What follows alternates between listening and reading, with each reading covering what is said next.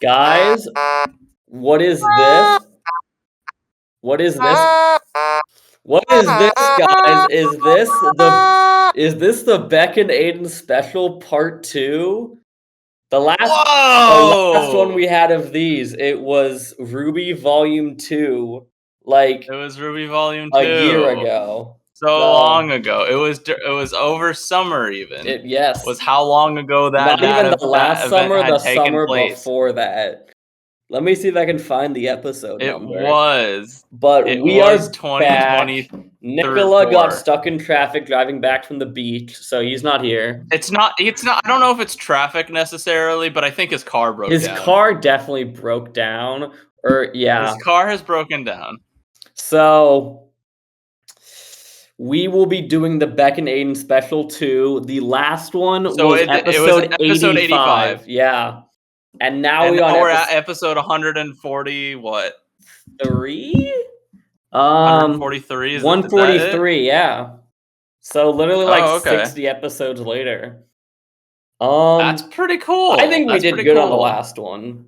And I think we did as well as we could because we each had an equal amount of stuff to talk about, and then we swapped in between, and then we ended it with RWBY. I thought it was pretty okay. Yeah, despite everything. And we also have a lot of duos today. We have duos this time so we can actually talk about stuff. But before we talk about ourselves, I think we have to talk for Uri. So let's get into Uri Pow Pow. Hit the graphic. So, put the pow pow. You want to know why I always say hit the graphic? Because the premiere. You're gonna forget. No, the premiere transcript cannot translate Uri or pow pow. I always have to search by graphic because it just cannot comprehend what we're saying. That's good. Okay, so what has Uri been watching? So Uri said he wanted us to talk about Peacemaker, which apparently everyone started fucking watching without me, despite the fact that we were saying we were going to watch it as a group, which is awesome. I've been waiting for everyone to be available so we could all watch it together, and guess what? Everyone watched it without me. So awesome. Here's what happened. So Beck, please Nicola folded first, so the blame's on him, and then him folding caused me to fold. Beck, the option is still there to watch it with me, and you just didn't. You know, it's easier to schedule with you because at least I've spoken to you outside of the podcast. And Nicola's car keeps breaking down. It's crazy. I know. It's been a problem. But yeah, I mean, at least we were able to do with all those Tron movies, right? So we gotta. What else did Uri want us to mention? He said English Teacher, which is a sitcom on Hulu, I believe. And it had a second season that premiered earlier this month or something. I mean, I guess Uri's watching that. I'm getting a lot more sitcom ads on Instagram for just a bunch of sitcoms I've never heard of before that are airing. So that's good. I'm not caught up with anything. The other one he said to mention was Task. Task, which I don't know what this American crime drama miniseries for HBO. It has Mark Ruffalo. So these are definitely Uri shows. We can determine that. So that's what Uri wanted us to mention. In addition, it looks like he watched a couple things. He watched the movie Mass. Didn't give us a review. 4 stars though. He also watched The Smashing Machine. 3.5 stars. Said new Dwayne Johnson mode unlocked. He was nude in that. Have you seen Smashing Machine? I don't really care. Yeah, it's I mean, given that Uri, which is the pure drama head, also didn't really like it. I think it's generally a well-made movie. It's just not entertaining at all. I just don't care about The Rock or boxing in that way. I like Rocky, but like this isn't very interesting. Oh, I guess it's mixed martial arts. Yeah. Either way, I don't really care about The Rock too much. So I mean, to be fair, he was actually like putting in effort and acting very well in the movie. I'll give him that. yeah, that's good at least. Yeah. And then in addition to it being Jesus fucking Christ, it's 90 degrees No, in that must. Sydney, Australia. Oh, in Sydney. Yeah, in It's Sydney, not 46 here. We're entering the 40. Boston winter where Beck Lyons fucking dies. It's 60 here as well. So, but one more thing, because Uri reminded me, all of Solar Opposites season 6, the final season dropped this week. So I assume Uri's watching that. In addition, I also watched that. The cool thing about So Solar Opposites was it just got added to Netflix, which is crazy because I thought it was. I did see that. It's a Hulu show. It's the big like Hulu show that I remember like they were kind of selling it on for a while. Yeah, it definitely still is that. Mm. But the show series finale, final season, and I think the season was just okay. Unfortunately, it wasn't bad by any means, but I don't think it was necessarily the greatest season either. Definitely not like the best finale. I think they should have probably had the season, like the finale, be better. I don't know if you recall, but a while ago I said it would be cool if the finale intersected all three storylines. Yeah, did with it do the Silver Cops, the Solar Opposites, and the Wall. It almost did that. The Silver Cops did intersect with the finale. That's cool. I mean, ending a sitcom is pretty tough. It is tough. Yeah, unfortunately, it is tough. It could have done a better job. I didn't really feel like a fully satisfying finale or whatever. It was just like just all right. Necessarily an episode that I thought stood out. There were a lot of Terry episodes. Your audio just like died for a second, and then now it works. Okay, I lagged for a bunch of seconds. Yeah, so there's not really a standout episode this season. There is I guess maybe the Wall episode. But like there's just kind of like there's a lot of Terry, which Terry isn't my favorite character and he's not bad or anything, but there's like 4 episodes dedicated to Terry, which is like way more episodes than I would want for Terry and like the finale. I'd rather see more of like Corvo, because I think Corvo is like the most interesting character that they have. I don't know. I like the finale. It kind of just is like it ends with them like just being happy on Earth and being happy with what they do, which is kind of nice at the very least. Like they're content with their lives and stuff. They're not doing the mission anymore. They realize like they could just live as they are. We could just not do it. Exactly. Which is good, but what is more important than the finale of the show Solar Opposites is the show within the show of Solar Opposites, The Wall, which also technically got its finale here. Now, The Wall is definitely a highlight of Solar Opposites. Definitely season 1, 2, and 3 is pretty. 3 is okay, but definitely season 1 and 2. It is by far the strongest element of Solar Opposites. So last season we end it with Sherry taking over the backyard due to her like people thinking that she's a god, and also Ringo, the Duke, comes back to life but doesn't remember who he is.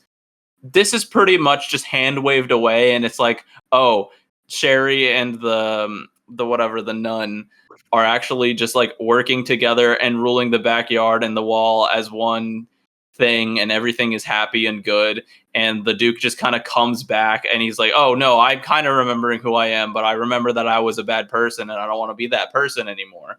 And they are this close to the shrink ray, to unshrink everyone. And then it ends, no, they go and get it. They try to go get it. They have to cross the room to go get it. And they do make it across the room. and they do, and unfortunately, the shrink ray was actually made a cake the whole time. But they find Yumulak's SIM card, and so they're gonna blackmail him unless he makes them big or whatever. But unfortunately, we find out that Pesley, Sherry's daughter that was born inside the wall or while small, cannot be grown big because she was born small. And that is like Sherry's main motivation to becoming big again, is like being able to give Pesley the life, like a normal life. But because she can't do that, like her and the Duke and all the main characters just give up the opportunity to become big and stay in the wall. So they all agree to that? They all agree to stay in. Yeah, they all agree to stay in the wall, and they're just gonna lie to the people of the wall and say that it was cake.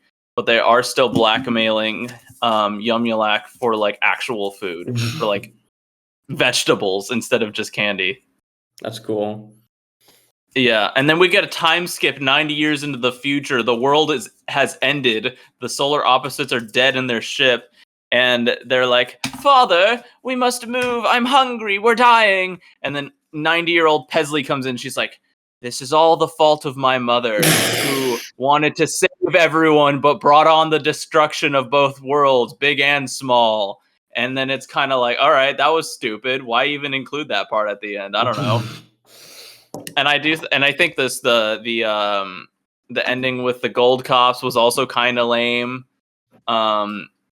Unfortunately, I really liked the gold cops and Dodge's and Glenn's like little character arc that he had within the 2 episodes, but the 3rd episode was just kind of boring with him, and it was also the finale, so that was kind of unfortunate.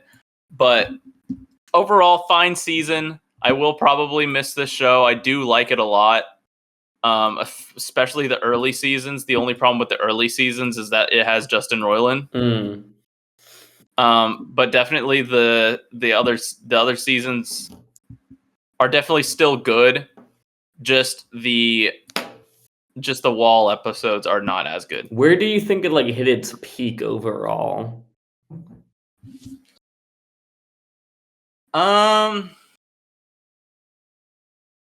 I don't know. I want to say season 2. Season 2 might have been its peak. I think season 1 and 2. I think it's like 1, 2, and then like 3, 4, 5, 6. I don't know. It just kind of steadily goes down, but that's just how any sitcom is. Yeah, I feel like there's always like 3 possible like things where it's like it starts off really good and then it like gets bad.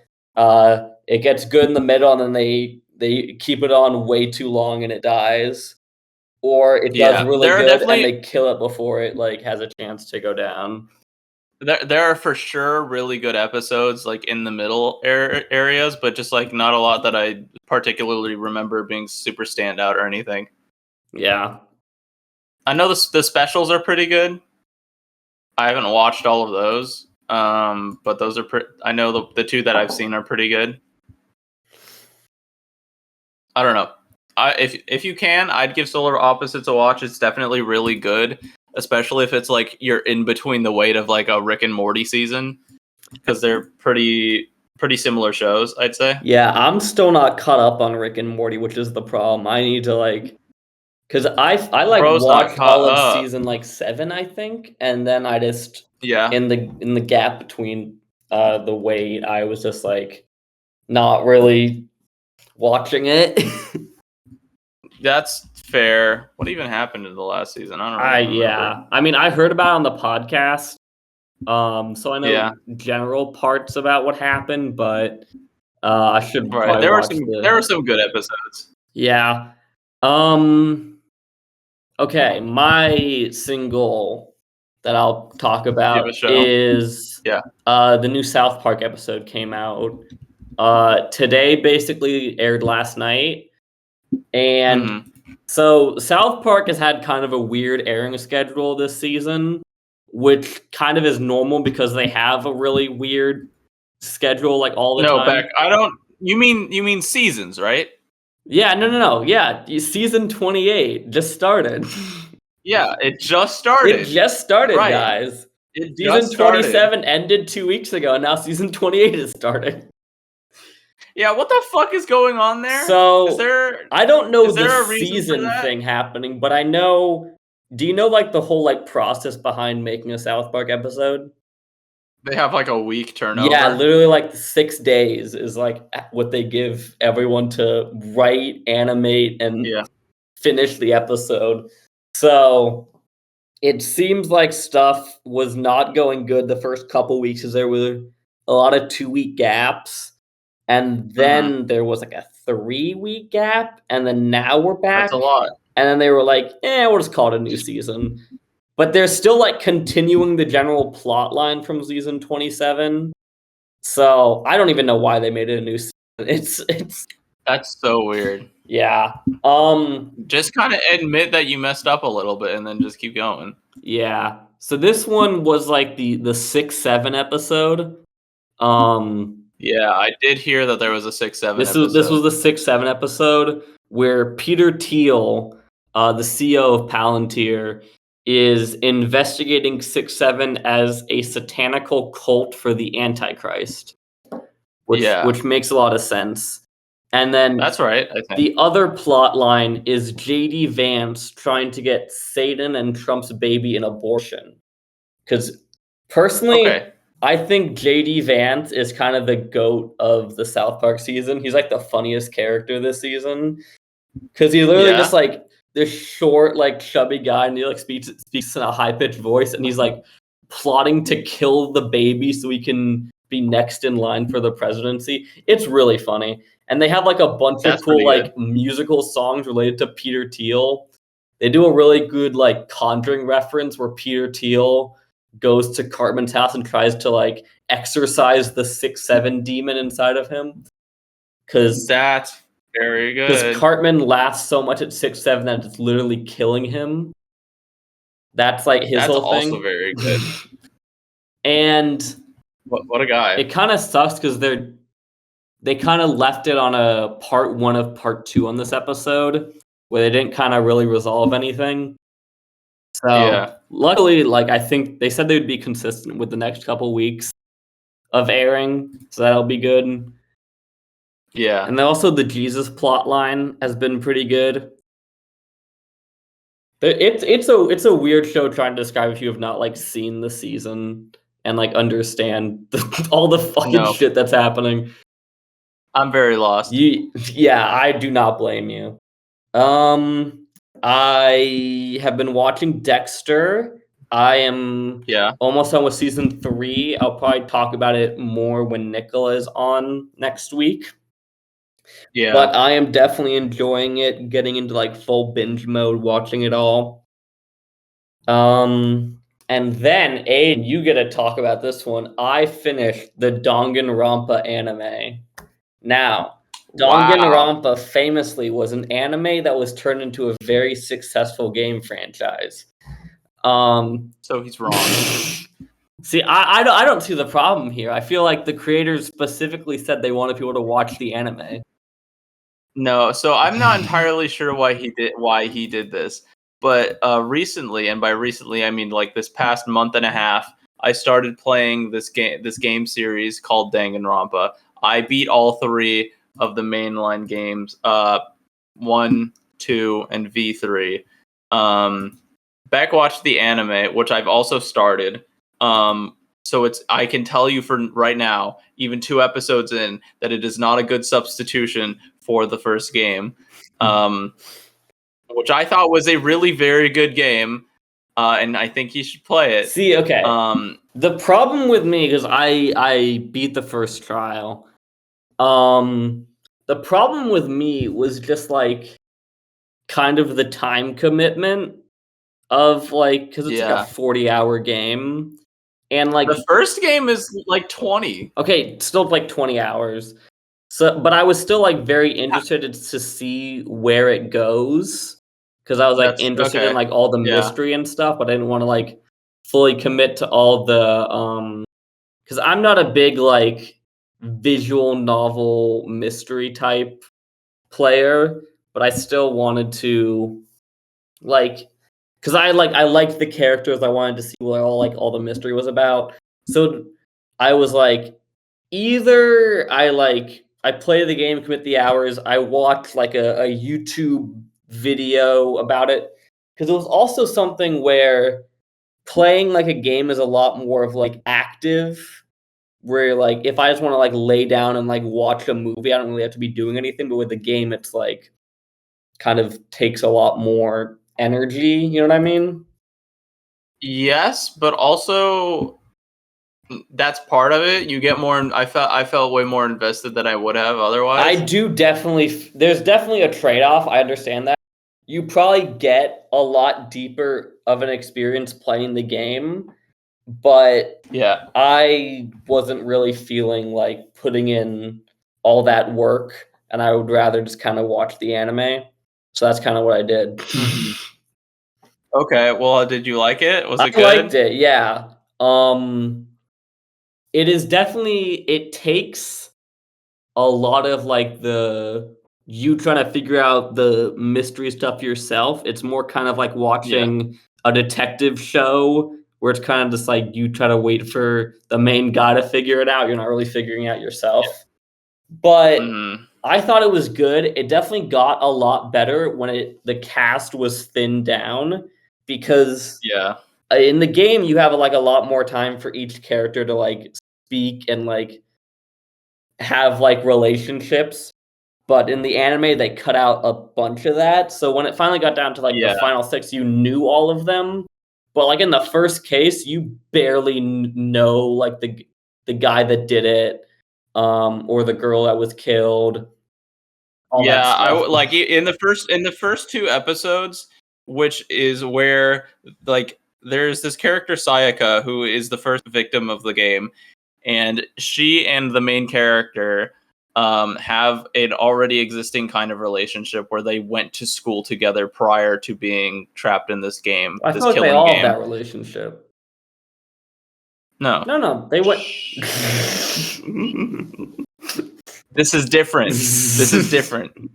That's like you saying that the twist from the third game was already the twist in the first game. The twist in V3 is not the twist in the first game. No, it's that they were in a TV show. It's different. No, it is different. It sounds like it's the same. So a guy who has not played the game, but like there is like important parts where you see like you actually like talk to her, like the character, and you know more about her and like her personal life and more about her motivation as to why she would have like why actually, she was trying to kill. That. Yeah, because I'd done the first case, I understood the motivation a lot more, and the anime did not. Like how important her group members were and how close they were, and like they were essentially her family, and then finding out that they were just dead. Yeah. That's all skipped over. You don't really see that at all, unfortunately. So it does kind of lessen the impact of a lot of stuff. And I don't know. I haven't finished the anime entirely. I've only seen the first 2 episodes, but I have played the game, so I can if the rest of the anime is like that, There are some times where I'm not entirely sure how it translates, because we see like characters on their own talking without the main guy there. Like what scenes? Do you have an example? It was during like during the investigation. I don't know, the one where like the bomb head gets blown off. That one. With the 5th trial? Yeah, the 5th trial. Like we see each of them like collecting evidence individually. It's not like the main guy doing it. And then also after they like kind of kill the main guy, we have a scene of all of them talking amongst themselves in the cafeteria without him there. Oh, yeah, that's not a scene that exists. Yeah. So yeah, I mean, each character finding evidence. That's like in the game, you will walk around and you'll go to the separate rooms, and a character will already be there. And be like, "Hey, look at this thing I found." Yeah. Or you'll find something and then you'll talk to them about it, and then they'll know about it. But yeah, I thought it was I don't know. good. I think I'll play V2. The problem is I kind of watched you play it, so I know a bit about it already. So, but I still think I'll try playing it. If you were, yeah, I would recommend you play it. Yeah, 2 is very good, and then if you're able to play V3, then after that, because V3 was as well pretty good. I just beat the game, and I was told going into it that the ending is very controversial. I want to say that if you don't like the ending, that it is making it. If you don't like the ending, it is making fun of you. That is how the ending is. If you do not like the ending for what it means, then it is making fun of you. It is really funny because I have a friend that hates the ending. It's what is his reason for hating the ending? Do you know? I am not entirely sure because I knew nothing about Danganronpa when he was telling me about it. But it was really funny because we were like in a class and we were talking about essay conclusions. And our teacher went around and asked everyone what their least favorite ending was of anything, and he said He said that? He said Danganronpa V3. The fuck? I mean, there's already been a lot of arguments between people we know about the V3 ending.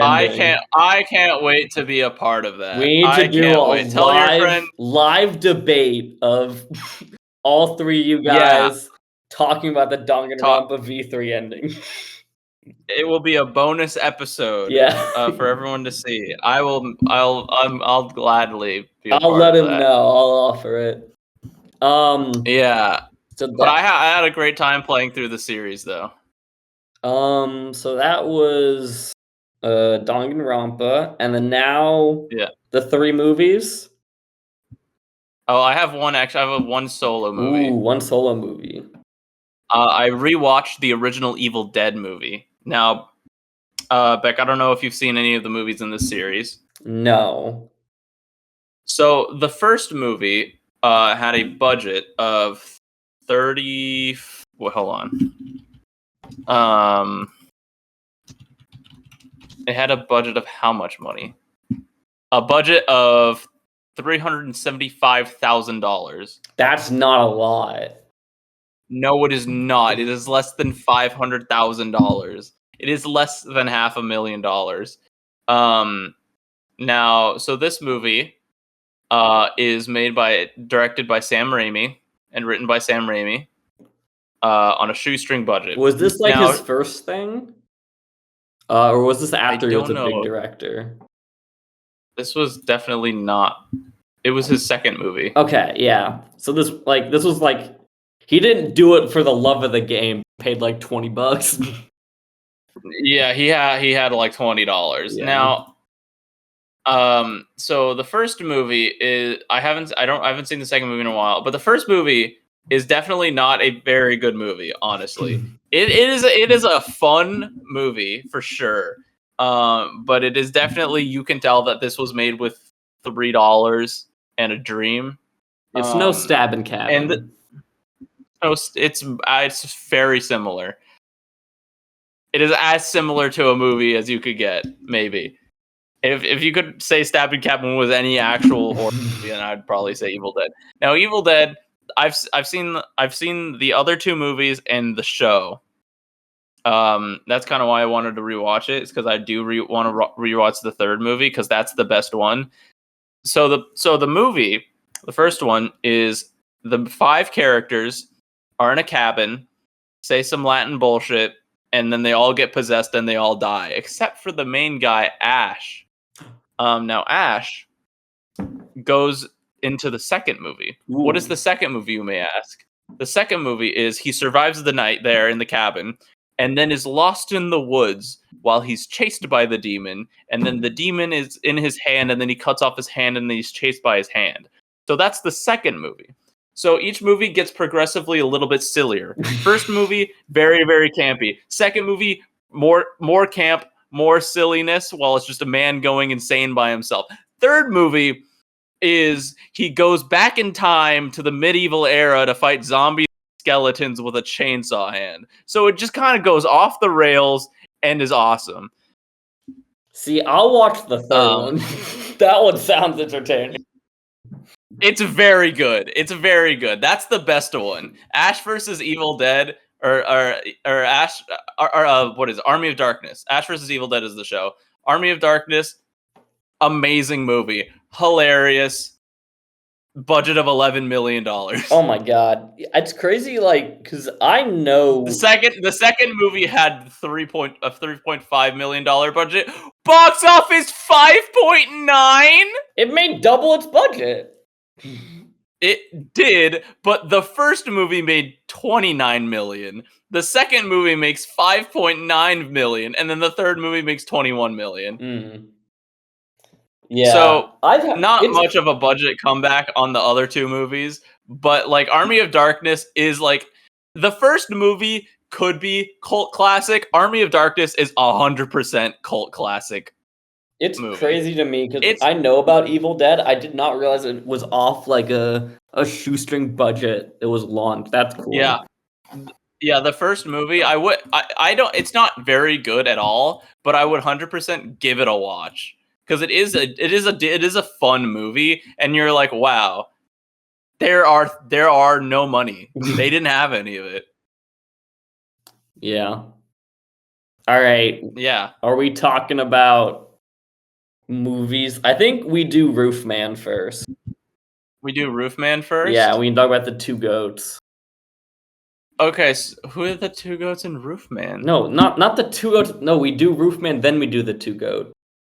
Oh, okay, yeah. So Roofman is a movie that is based on real life instances. So it's based on this guy called the Roofman, colloquially by the police. We only see him like break through like 3 roofs. That's true, but it's not necessary because that's not what the story's about. I think they should have called it Toys R Us Man. That's not what he was called, though. I feel like we should start calling him that. Yeah, so this guy has a family, and the family is like, we're broke. So Roofman is like, I'm gonna break into the roofs of McDonald's and steal all their money. But turns out, when you steal money from 54 McDonald's... He was also very nice. He was nice, He's a very nice man. But he did rob 54 McDonald's, so he gets arrested.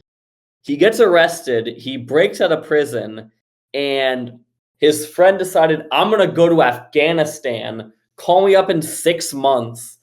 So he decides, I'm going to hide out in this Toys R Us. And he starts living in this Toys R Us. But then there's a hot woman that works at the Toys R Us. So he's like, I'm going to start dating this woman. But then, does anything happen that's important? They bond, and then they fall in love together, and he becomes a father figure for her daughters. And he completely forgets about his actual other family. We get one mention of them, like after the first act. Yeah, so then he just lives his life in a Toys R Us, and has a hot wife and kids, and the kids aren't hot, but the wife is. And then his friend from the military is able to it gets him like a fake ID and like says, take this plane on Christmas Day. And then you will be free. And you can live in Venezuela. But make sure that you didn't tell anyone, right? And he's like, I didn't tell anyone. By the way, I did a really big robbery the other day and kind of fucked up and also got caught by my girlfriend. Yeah. So then he gets caught by the police and sent to prison again. So sad for him, unfortunately. Like, okay. I think the on Christmas Day part was probably like added for the movie. I don't think that happened in real life. No, he got caught on January 5th. Okay, yeah. So close. It was close. And it kind of does like feel like he could have just kept living with the family for like a long time afterwards. The only reason he got caught was because he was trying to, you know? Yeah. Okay. In the movie though, um, yeah, or in real life though, it appears his goal the whole time was to rob the Toys R Us. That's funny. So they changed that You were just from chilling instead there. of having to rob the Toys R Us to buy the passport and stuff. It looks like in real life, he just wanted to take over and rob the Toys R Us anyways. Mm. So that was his plan the whole time, I guess. Yeah, I think my one thing is I really liked Peter Dinklage in this movie. Yeah, he was a fun and the character. He was a good trailers, character. I feel like put him in a lot more than he actually was in the film, and I wish we'd seen more of him. Yeah. The movie, the trailers for this film don't really pose it as like a rom-com. No, This movie's a rom-com, by the way, this more than anything. This movie literally like the trailer is like 90% in the Toys R Us, and the Toys R Us is like 30% of the movie. Yeah. Yeah, Loki just a rom-com, but a good movie nonetheless. It is a very entertaining, actually. Yeah. Which is pretty cool. Just it's a weird movie, conceptually to make, where it's look at this guy who's in prison for life. Let's make a rom-com out of his life for some fucking reason. Questionable. Good movie nonetheless. Because he was like a pretty decent person. Yeah. Outside of the fact that he robbed places. Like he never killed anyone. It was kind of like victimless crime, except the victims were like big corporations. Yeah. I do feel like the film, I think he probably like wanted the film to be made because it kind of. Yeah, I do wonder. I do want to know how much of the film is actually like part of him. Yeah. Or like what was actually like allowed by him. Because the film poses him in a really good light, and I feel like that'll probably like drum up public support for him to like get parole or something. So yeah, like I just like at the parole hearing, like guys, please watch this 2-hour movie based on my client. See, he fell in love with the woman from Spider-Man. So I did try to look up Jeffrey Manchester, but it autofilled Jeffrey McDonald. He did rob McDonald's. I'm looking up. I think it's that guy. I'm trying to look up if he actually agreed to the movie. Okay, I don't trust AI. I don't trust that. I don't trust people.com. Definitely not. I think Quora, Reddit. Oh, these are all trusted news sources. Okay, whatever. What is people.com saying? I feel like biopics don't necessarily need permission. No, I just wanted to know if he liked it, though. Manchester is still in prison, but gave his input during the development of the movie. That's cool. He was looped in on many aspects of the film production and had his own opinions about which actor was chosen to portray him. Guys, he said cast someone uglier than Tatum, but ultimately changed his mind. Guys, people can't think I'm looking like Channing Tatum. That sucks. He hasn't seen the film, but he did watch a clip on a local news where Tatum skates around Toys R Us with a teddy bear. He was pleased with the depiction. Okay. Well, that's the thing that most people don't realize is if you lock yourself in a toy store for 6 months, it has a way of bringing out your inner child. I'm really happy that Channing got the chance to experience that. Yeah. Okay. What are the other like things I want to know? And he has parole in 2036, so he can see the movie in like 11 years. Yeah, I am. So that's good. The one thing that felt like kind of weird to me was they very much imply that Channing Tatum survived like 2 months off eating only peanut M&Ms. Well, no, he eats other things in the movie. He eats baby food. They show him eating baby food and other like bullshit. Yeah, I which is what actually happened. He did survive off of like baby food and random other bullshit. That's cool. And Yeah. it was really funny. So I He guess movie seems pretty accurate. he did sell like $10,000 of like video Worth of games, and then so in the same town, some random pawn shop buys $10,000 worth of gaming inventory, video and games. all of a sudden the Toys R Us is missing $10,000 of gaming inventory. I wonder Yeah, what I will. happened. Yeah, a lot of things are definitely overplayed for this to work. But still fairly entertaining if you view it in the eyes of the movie. But like, got most of the major beats of this guy's life, regardless. Yeah, and I'm a big believer in you can change what you want about these biopics if it makes it a better story. That's true, and I think it did make it a better story. It just is important to keep the original kind of ideas in check. Yeah, keep like the major points. Yeah. Um. So, and it did. That is what happened. So. All right. So watch that movie. Legitimately pretty good movie. Definitely like a sleeper hit of the year, I'd say maybe. yeah, and kind of an unknown I don't know, just director. I'm looking through his stuff. he's got like 5 films under his belt, None of them that I know. but I've not heard of any of them. Yeah.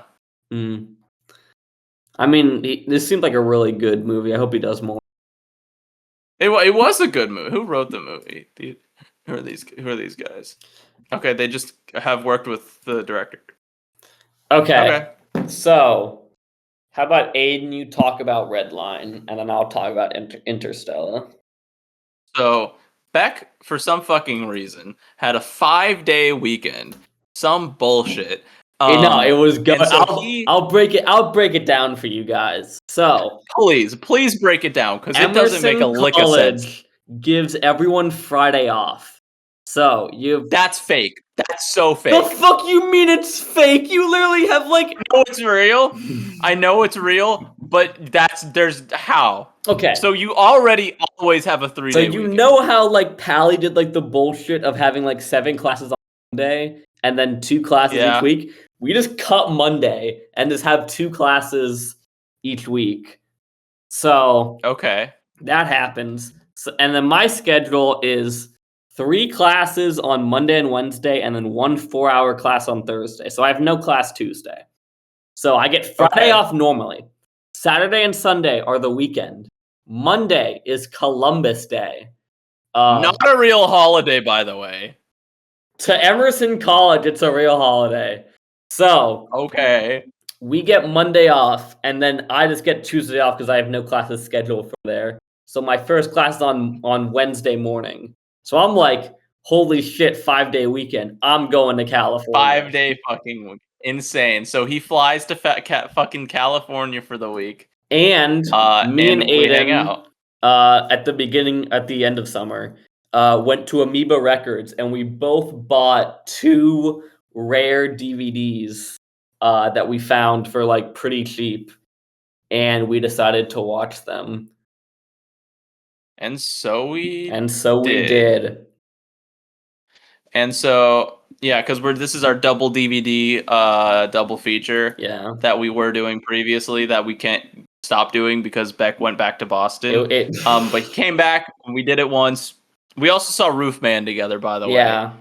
This was not a separate. We saw that together as well while he was in town. So Beck chose the movie Redline, anime movie from 2009, future car driving movie.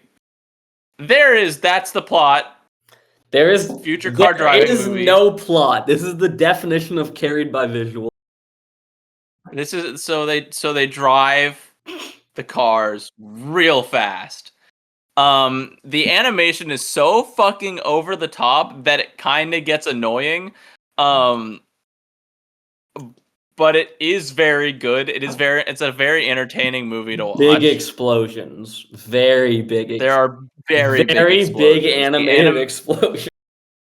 The style is really unique. It definitely reminds me of like Cowboy Bebop a lot. Yeah. I know they're very different still, but kind of has a similar vibe to me. I did really like the main characters of JP and Sonashi. I thought they were cool characters. I think their like development as a romantic couple kind of got rushed, but that's because they had to drive the cars. Yeah. They were too busy driving the cars to develop an interesting chemistry. It was guy that drives cars, girl that drives cars. They drive the car together. Yeah. Was pretty much what the movie And was. the And then they just and they animate bullshit their way into the ending where they just get exploded out of their car and somehow are faster than everyone else, and then they start flying away and making out. They activate the 1000x turbo boost and they're racing down the finish line. But then it's still not enough. So they blow up the engine and that boosts them even more forward.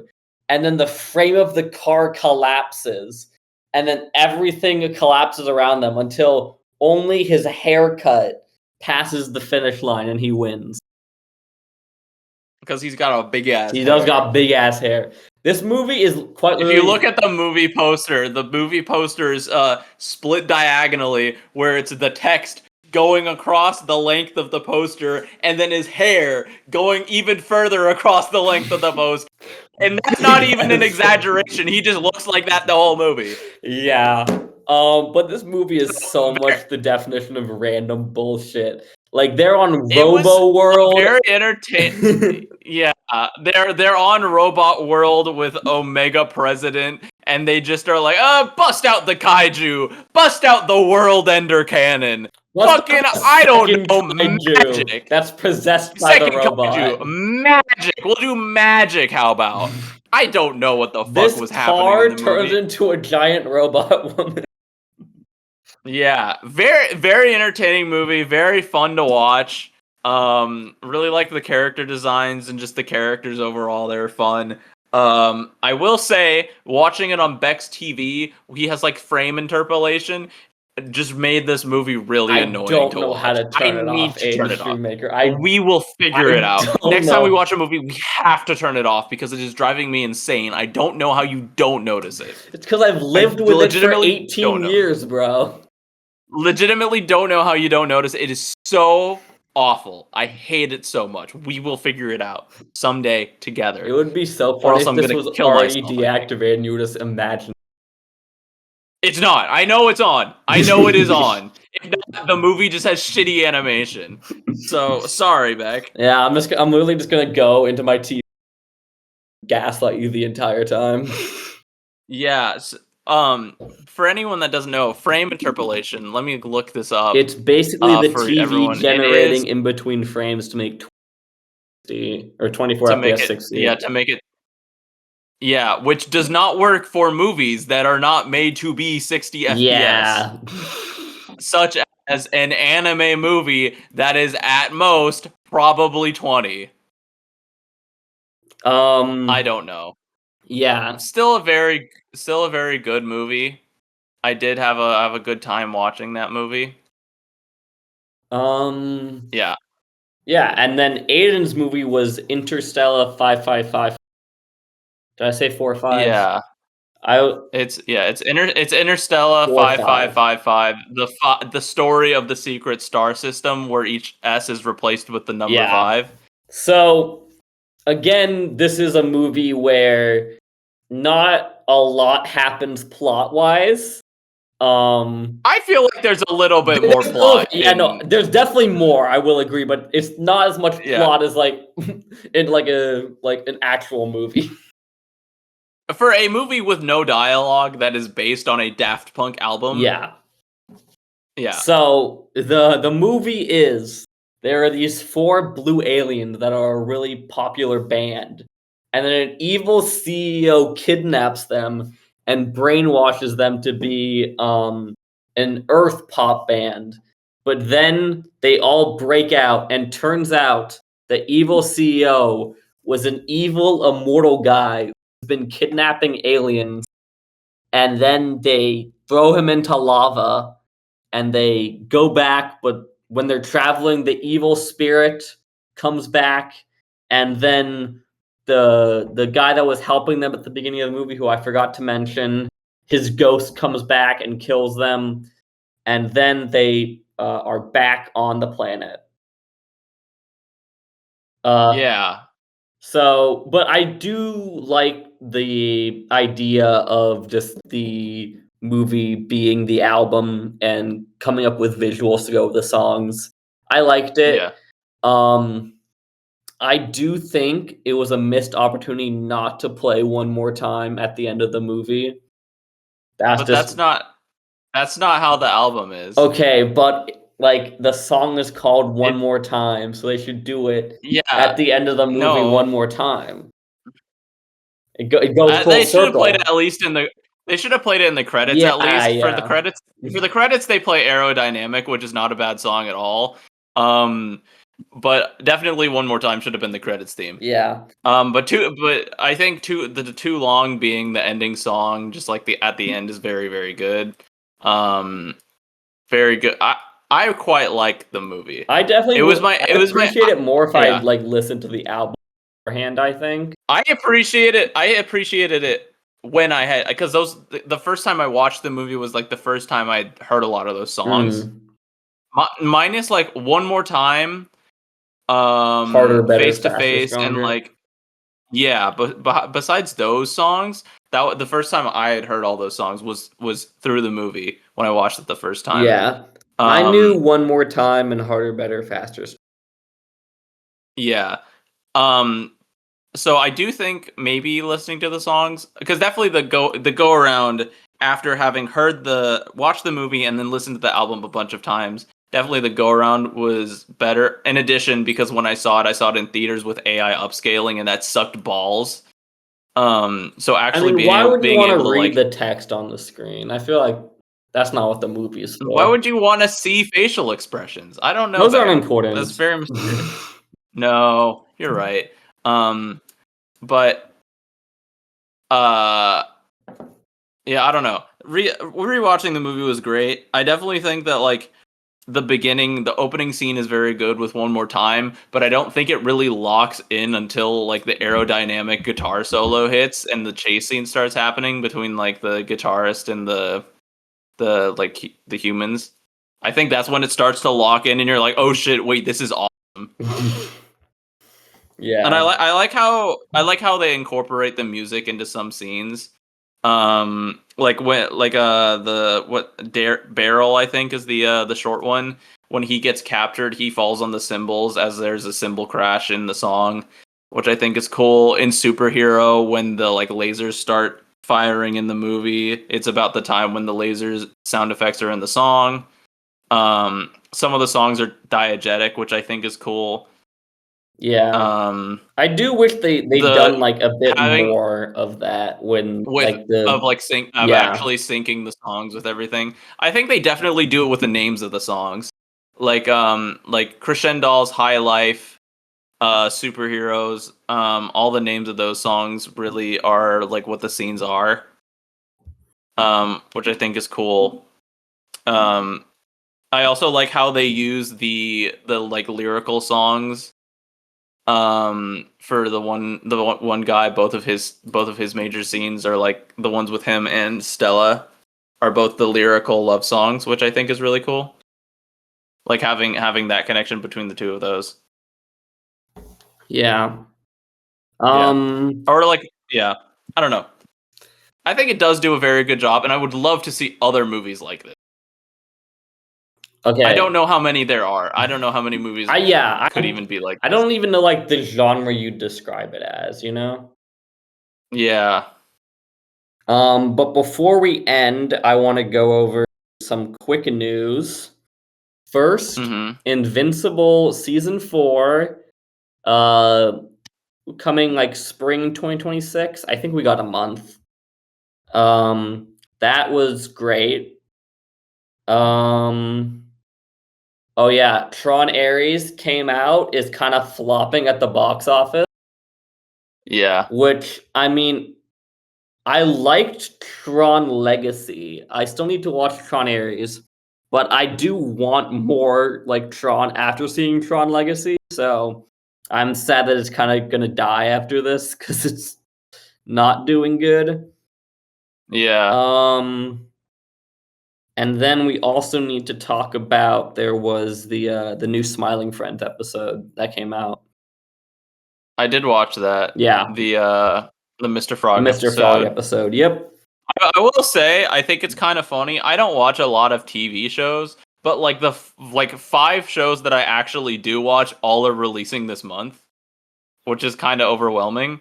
There's Abbott, there's Solar Opposites, Smiling Friends. We have New Fiona and Cake coming out later this month, and then also Has Been Hotel tacked on to the end just because I watched the first season. Yeah. I don't know. Yeah. I liked the episode. I do think I think it's a bit overhyped in my opinion. I thought it was a very good episode. I Yeah. liked it a lot. Yeah. I mean, I think I still liked the first one more of the season. And I get like the whole like comedy bit of like talking with the dad. I think the time could have been used better, you know? Yeah, I agree with that. I think this episode honestly could have been 20 minutes long. I think if they ever did a 20-minute long episode, they could have done this one. Yeah.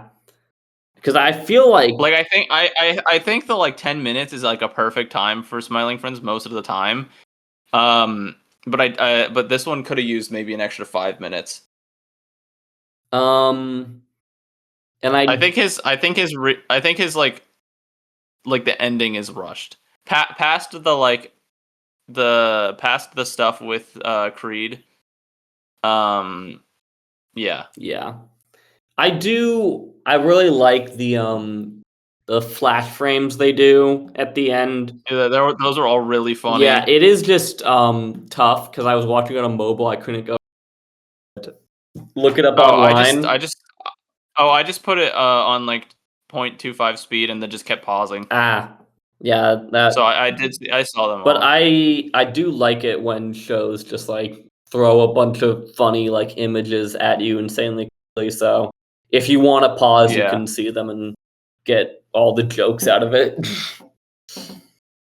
Yeah, I really liked that. I really did like the whole scene with Mr. Frog and his dad. Like going into it, I know you've never seen The Office, Beck. But like that actor, Creed Bratton, is very much like he is the character in the show that is like the most insane fucking character. Like pure comedy. Pure comedy. So like seeing him in like this very, very, very, very, very serious kind of like just random fucking role Yeah. out of nowhere. Was just like he like shows up and I'm like, wait, is that Creed Bratton from The Office? And then he just goes off and I'm like crying and then I'm like laughing because Creed Bratton. It's so stupid. Yeah. Yeah, I think anything else? No. Not really. All right, I think the rec we will give is Redline. Go watch Redline. And Interstella.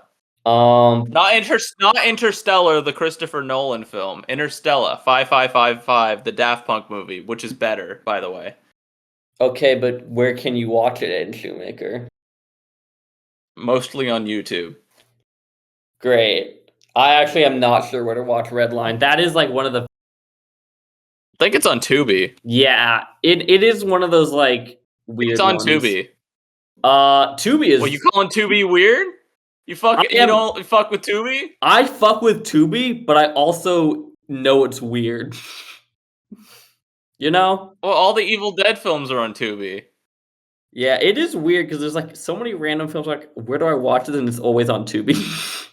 Always Tubi. Like, I wanted to watch Ghost in the Shell, and chill. then yeah, like they got Ghost in the Shell, Redline. It's like they have like some goat just like on the front page, and I'm like, yeah. Hold on, let's go to the front page of Tubi. What we got on the front page of Tubi? Coraline. Holy shit! Halloween, Hunter. recommended TV, Twilight Zone, Columbo, Everybody Hates Chris, Jesus Christ, Yeah. Movie Night, Legally Blonde. Okay, great. Like it just has like It has big fucking movies. Yeah, I don't know. I don't even know how it works. I don't know how Tubi works either. Oh, Uncle, but I just rented this movie. Glad to see that it's yeah, on it's Tubi on now. That's Tubi. cool. Uh-huh. All right. Oh, here's Labyrinth. That's a Oh good my god, movie. You guys they should got watch fucking Labyrinth. Whiplash on here. What? Yeah, they have Whiplash. Oh, here's Box Trolls, Neja, the first one. Yeah.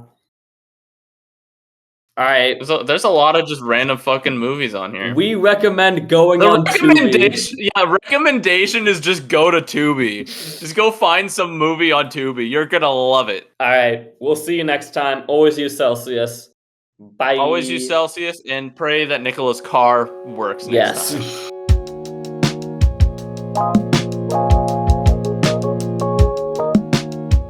Yes.